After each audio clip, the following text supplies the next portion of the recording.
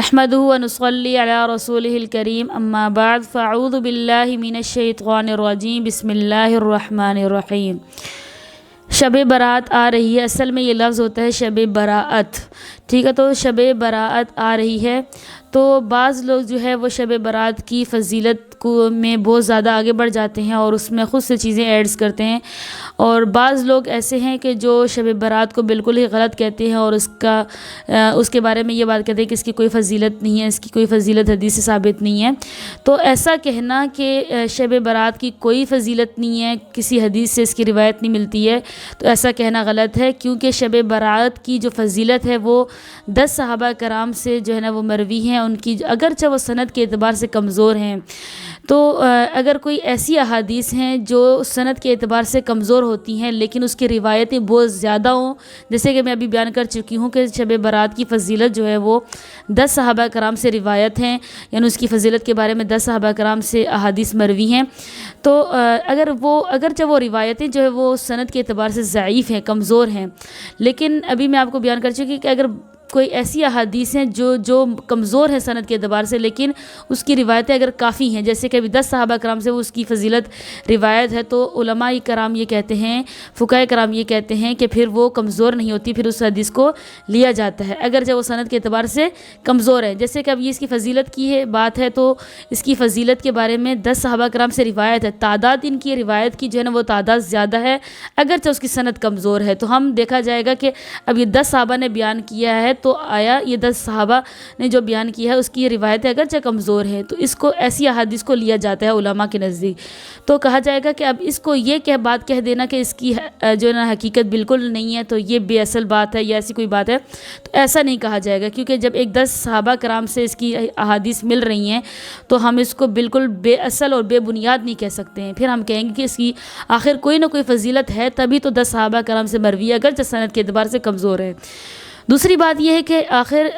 چلو فضیلت اس کی ہے یا نہیں ہے اس کے بارے میں ثابت ہو چکا ہے کہ اس کی کچھ نہ کچھ فضیلت ہے، تبھی تو صحابہ کرام کی جو نا روایتوں سے مل رہا ہے کہ اس کی فضیلت ہے۔ اب اس کے بارے میں یہ کہا جائے گا کہ اس رات میں عبادت کی جائے گی یا نہیں کی جائے گی، اور اس رات میں کیسے عبادت کی جائے گی، تو بے شک اس کی عبادت اس رات کرنا ثابت ہے، اس رات میں عبادت کریں، اللہ کا ذکر کریں، قرآن پاک کی تلاوت کریں، نوافل پڑھیں، اچھا، اور اگر آپ اور کوئی ایسے اعمال کر سکتے ہیں، صدقہ خیرات کرنا چاہتے ہیں اس رات میں تو آپ کریں، کیونکہ چند احادیث سے یہ ثابت ہوتا ہے کہ اس رات کی فضیلت ہے۔ البتہ یہ بات ہے کہ اس رات کی کوئی خاص عبادت نہیں ہے، کوئی خاص عبادت مقرر نہیں ہے، کہ جیسے کہ آپ مثال لے لیں کہ کوئی یہ بات کہے کہ بھائی آپ نے اتنے نفل پڑھنے ہیں اور پہلی رکعت میں جو ہے نا وہ آپ نے فلاں سورت پڑھنی ہے، دوسری رکعت میں فلاں سورت پڑھنی ہے، تیسری رکعت میں فلاں سورت پڑھنی ہے، یعنی یہ لوگوں نے جو نا خود سے ہی گھڑ لیا ہے، یہ جو نا کہیں نہ کسی روایت سے، نہ کسی حدیث سے، نہ کسی علماء یا نہ کسی صحابی سے، یہ نہ کسی علماء کا اجماع ہے کہ فلاں طریقے سے عبادت کی جائے گی، یعنی مقصد بیان کرنے کا یہ ہے کہ اس رات میں عبادت کی جائے گی، اس کی فضیلت ہے عبادت کی، لیکن کون سے طریقے سے کی جائے گی، کس طریقے سے کی جائے گی وہ ثابت نہیں ہے۔ جیسے اکثر دیکھا جاتا ہے ہمارے معاشرے میں کہ لوگ جو ہے وہ عورتیں خاص طور پر یا پھر مرد حضرات جو ہے نا مسجد میں چلے جاتے ہیں، وہاں پہ کوئی ان کی خاص نمازیں ہو رہی ہوتی ہیں، اور عورتیں جو ہے نا وہ گھروں میں جو ہے نا بلا کر اور شب برات والے دن رات پوری عبادت کر رہی ہوتی ہیں، اور گھروں میں انہوں نے محفلیں سجائی ہوئی ہوتی ہیں، تو یہ طریقہ جو ہے نہ صحابہ سے ثابت ہے اور نہ تابعین تبع تابعین اور نہ اس کے بعد علماء سے یہ ثابت ہے کہ بھئی اس رات میں کوئی خاص عبادت کی جائے گی۔ البتہ عبادت ثابت ہے، آپ نماز پڑھیں، عبادت کریں، آپ نفل پڑھیں، آپ جو ہے نا ذکر کریں اللہ کا، قرآن پاک کی تلاوت کریں، آپ عبادت کر سکتے ہیں، لیکن اس کی کوئی خاص جو ہے وہ طریقہ نہیں ثابت ہے۔ دوسری بات یہ ہے کہ اکثر لوگوں کو دیکھا جاتا ہے وہ کہتے ہیں کہ شب برات والے دن، یعنی جس دن شب برات اس کے اگلے دن جو ہے نا روزہ رکھا جاتا ہے، تو بے شک آپ روزہ رکھنا چاہیں تو آپ رکھ بھی سکتے ہیں، لیکن یہ بات سمجھ کے کہ شب برات والے دن روزہ رکھنا جو ہے نا یہ باعث اجر ہے یا کوئی اس کی کوئی خاص فضیلت ہے، تو یہ چیز نہیں، آپ رکھنا چاہیں تو آپ رکھ سکتے ہیں، اس کی اجر و ثواب ہے، لیکن کوئی یہ خاص نیت کر لے کہ بھئی اس رات جو ہے نا ہم شب برات والے دن کوئی روزہ رکھیں گے تو ہمیں کوئی زیادہ اجر ملے گا، کیونکہ حدیث سے عبادت کرنا ثابت ہے، لیکن روزے کے بارے میں صرف ایک حدیث ملتی ہے جو سند کے اعتبار سے بھی ضعیف ہے۔ دیکھیں پیچھے ہم نے بتایا تھا کہ فضیلت کے بارے میں 10 صحابہ کرام سے بیان تھا، تو ہم نے تب اس کو ہم نے لے لیا تھا، کیونکہ اس کی اگرچہ سند کمزور تھی لیکن تعداد اس کی جو تھی وہ کافی زیادہ تھی، 10 صحابہ کرام سے اس کی روایتیں ملتی، تب ان احادیث کو ہم نے فضیلت کے طور پر لے لیا تھا۔ لیکن اب روزے کے بارے میں صرف ایک حدیث جو ہے نا ملتی ہے، اور وہ بھی بہت ضعیف ہے، اور کہیں سے ہمیں اس کی نہیں ملتی حدیث یا کوئی ایسی روایت نہیں ملتی ہے کہ بھئی روزہ رکھا جائے گا۔ اس لیے جو ہے نا ہم یہ نہیں کہہ سکتے کہ جو ہے نا روزہ رکھنا جو ہے نا باعث اجر ہے یا بہت زیادہ کوئی اس کا ثواب ہے۔ البتہ رکھ بھی لیا جائے تو کوئی حرج نہیں ہے، لیکن یعنی اس نیت سے رکھ لیں کہ بھئی اس کا کوئی خاص اجر و ثواب ہو، تو ایسی کوئی بات نہیں ہے۔ اور دوسرا یہ کہ لوگوں نے جو ہے اس دن میں روزہ رکھنے کو ضروری سمجھ لیا اور لازم ملتزم کر دیا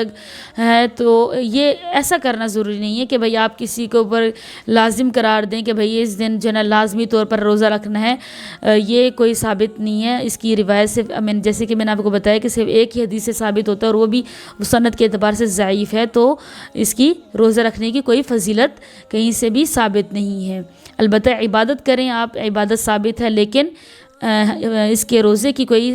حدیث ہمیں نہیں ملتی ہے۔ بعض لوگوں کا کہنا ہے کہ شب برات والے دن جو ہے نا قبرستان بھی جایا جاتا ہے، اور اس کو یہ لازم اور ملتزم سمجھتے ہیں کہ شب برات والے دن جو ہے نا قبرستان جایا جاتا ہے۔ پہلی بات تو آپ یہ سمجھ لیں کہ آپ کو میں بتاتی ہوں کہ نبی علیہ السلام جو ہے نا شب برات والے دن نبی علیہ السلام سے جنت البقیع میں، یعنی جنت البقیع کے قبرستان میں شب برات والے دن جانا ثابت ہے، لیکن نبی علیہ السلام کا وہ عمل جو نبی علیہ السلام سے زندگی میں ایک بار ثابت ہو تو اس کو اسی درجے میں رکھنا چاہیے۔ یعنی نبی علیہ السلام کا کوئی ایسا عمل جو انہوں نے زندگی میں ایک ہی دفعہ کیا ہو تو اس کو اسی کے درجے پر رکھیں۔ یہ نہیں کہ آپ اس کو ایسا لازم کرا دیں کہ بھائی آپ ہر شب برات کو چلے جائیں، آپ جب زندگی میں جتنے شب برات آ رہے ہیں تو آپ اس کو جو ہے نا ہر باری آپ جو ہے نا قبرستان جائیں۔ اگر آپ ایک دفعہ زندگی میں چلے گئے تو ٹھیک ہے، کیونکہ نبی علیہ السلام سے صرف ایک دفعہ جو ہے نا شب برات والے دن جنت البقیع میں جانا ثابت ہے۔ تو اگر آپ بھی زندگی میں ایک بار اگر چلے گئے ہیں تو کوئی حرج نہیں ہے، لیکن اگر آپ اس بات کو لازم و ملتزم سمجھ لیں کہ نبی علیہ السلام گئے تھے تو میں بھی اب ہر شب برات کو ہر سال آپ جو ہے نا ہر شب برات پر آپ جو ہے نا قبرستان پر جائیں، تو یہ اس کی کوئی روایت نہیں ملتی ہے کہ بھئی نبی علیہ السلام ہر جو ہے نا شب برات پر گئے۔ نبی علیہ السلام سے صرف زندگی میں ایک بار شب برات والے دن جنت البقیع میں جانا ثابت ہے۔ تو یہ ایک اصول بھی ہے کہ نبی علیہ السلام کا وہ عمل جو انہوں نے زندگی میں ایک بار کیا ہو اور باقی انہوں نے کبھی بھی وہ کام ہے تو ان کو اس عمل کو اسی درجے پر رکھا جائے۔ جیسے کہ اب نبی علیہ السلام کے ایک مرتبہ جانا ثابت ہے تو آپ بھی زندگی میں ایک ہی مرتبہ جائیں، ایک ہی دفعہ جا سکتے ہیں۔ اب یہ نہیں کہ آپ اس چیز کو اتنا لازم قرار دیں کہ آپ ہر سال جو ہے نا جائیں اور قبرستان پر جو ہے نا آپ چلے جائیں اور وہاں پر جا کر آپ جو ہے نا ان کے لیے اپنے رشتہ داروں کے لیے یا پھر جن کے لیے آپ گئے ہیں ان کے لیے آپ مغفرت کی دعائیں کریں۔ آپ گھر میں بھی بیٹھ کر ان کے لیے آپ دعائیں کر سکتے ہیں، صدقہ خیرات ان کی طرف سے کر سکتے ہیں۔ ضروری نہیں ہے کہ آپ قبرستان میں ہی جائیں۔ نبی علیہ السلام سے جب ایک دفعہ ثابت ہے تو آپ بھی زندگی میں ایک دفعہ چلے جائیں تو کوئی حرج نہیں ہے۔ اچھا، میں پیچھے بتا رہی تھی کہ جیسے کہ روزے کے بارے میں نے آپ کو بتایا کہ یعنی شب برات والے دن روزہ، تو اس کے بارے میں نے آپ کو بتایا کہ شب برات والے دن روزہ جو ہے نا وہ رکھنا ثابت نہیں ہے حدیث سے، صرف ایک دفعہ حدیث میں آیا ہے، باقی کہیں سے ہمیں روایت نہیں ملتی ہے کہ یعنی کوئی روزہ رکھنے کی کوئی خاص فضیلت ہے اس دن۔ تو البتہ یہ ہے کہ پورے شعبان کے مہینے میں نبی علیہ السلام سے ثابت ہے کہ بھئی اس دن پورے شعبان میں آپ جو ہے نا زیادہ سے زیادہ روزے رکھیں۔ تو البتہ یہ ہے کہ اگر کسی کا ایسا معمول ہے کہ وہ جو ہے نا روزے رکھتا ہے اور اس کا جیسے بعض لوگ یہ ہوتا ہے کہ وہ ایام 20 کے روزے رکھتے ہیں یا پھر وہ شعبان کے پورے مہینے میں روزے رکھ رہے ہوتے ہیں، تو اگر کوئی ایسا شخص ہے کہ وہ شعبان کے پورے مہینے میں روزے رکھتا ہے اور بیچ میں اگر اس کا 15 شعبان کا بھی روزہ آ جاتا ہے تو پھر وہ رکھ لے، اس نیت سے وہ رکھ رہا ہے کہ بھئی وہ پورے مہینے روزے رکھتا ہے تو 15 شعبان کو بھی رکھ لے تو کوئی حرج نہیں ہے، لیکن اس نیت سے نہ رکھے کہ بھئی آج 15 شعبان ہے تو میں اس کی کوئی خاص فضیلت ہے اس وجہ سے رکھ رہا ہوں۔ یعنی دین میں کوئی نئی چیز نہ ایجاد کرو۔ بے شک روزہ رکھنا ایک اچھا عمل ہے، لیکن اس کی کوئی آپ خود سے ہی فضیلت نکال دے تو یہ غلط عمل ہے کہ آپ کوئی چیز نہ خود سے ہی اس کی فضیلت نکال رہے ہیں کہ بھئی اس دن روزہ رکھا جائے۔ اگر ایک بندہ ہے کہ وہ پورے شعبان کے مہینے میں روزے رکھتا ہے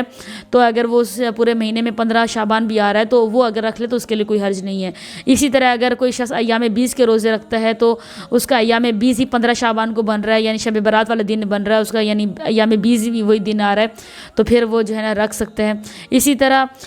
دوسری بات یہ بھی ہے کہ 28 اور 29 تاریخ کا نبی علیہ السلام نے روزہ 28 29 شعبان کے روزے کو نبی علیہ السلام نے منع فرمایا کہ اس دن روزہ نہ رکھو۔ اگر کوئی شخص پورے مہینے میں رکھتا ہے تو اس کے لیے الگ اس کے لیے کوئی حرج نہیں ہے کہ وہ رکھ سکتا ہے، وہ پورے مہینے میں رکھتا ہے۔ لیکن اگر کوئی شخص صرف جو نا 28 اور 29 یعنی نبی علیہ السلام نے جو 28 اور 29 شعبان کا روزہ رکھنے سے منع کیا وہ اس لیے رکھا گیا کہ بھائی 28 29 تاریخ کے بعد اگلا دن جو ہے نا وہ رمضان کا ہوتا ہے۔ رمضان کا تو نبی علیہ السلام کا جو منع کرنے کا مقصد تھا وہ اس لیے تھا کہ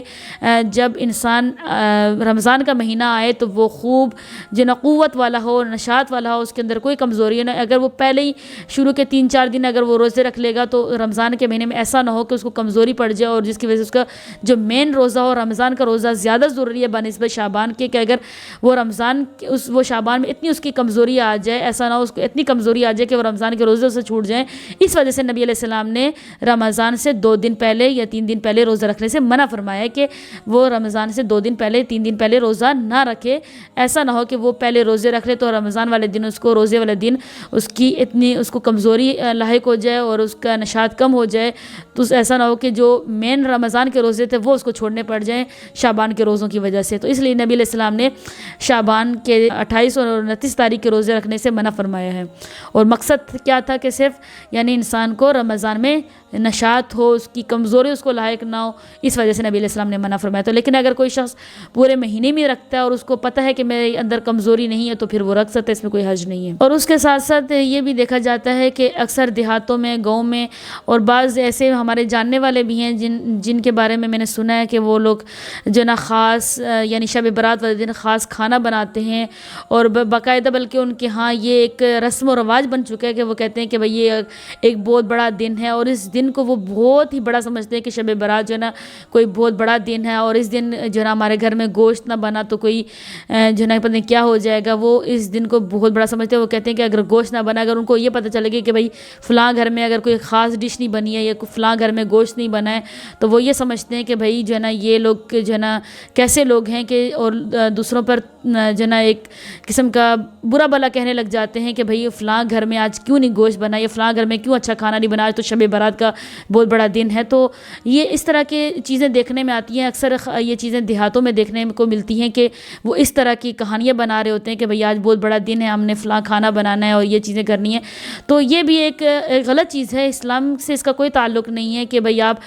جو ہے یہ بڑا دن ہے یا ایسی کوئی بات ہے کوئی اس دن آپ نے بھئی کوئی خاص گوشت بنانا ہے، آپ دال سبزی روٹی جو کھا رہے ہیں وہ بھی آپ کھا سکتے ہیں۔ اب جو بندہ اگر غریب ہے، اگر اس کے پاس اتنے پیسے نہیں ہیں کہ وہ گوشت لا سکے یا کوئی اور کوئی ایسی خاص ڈش بنا سکے، کوئی خاص کھانا بنا سکے، تو پھر وہ کیا کرے گا؟ وہ تکلیف میں پڑ جائے گا، وہ مجبوری میں پڑ جائے گا کہ بھئی مجھے لوگ برا بھلا کہیں گے کہ بھئی میں نے بڑے دن میں کھانا اچھا نہیں بنایا۔ تو وہ ایسے کام نہ کریں جس سے ہم جو ہے نا غریبوں کو مشکل میں ڈال دیں اور لوگ اس کو برا بھلا کہنے جائے کہ بھئی آپ فلاں دن جو ہے نا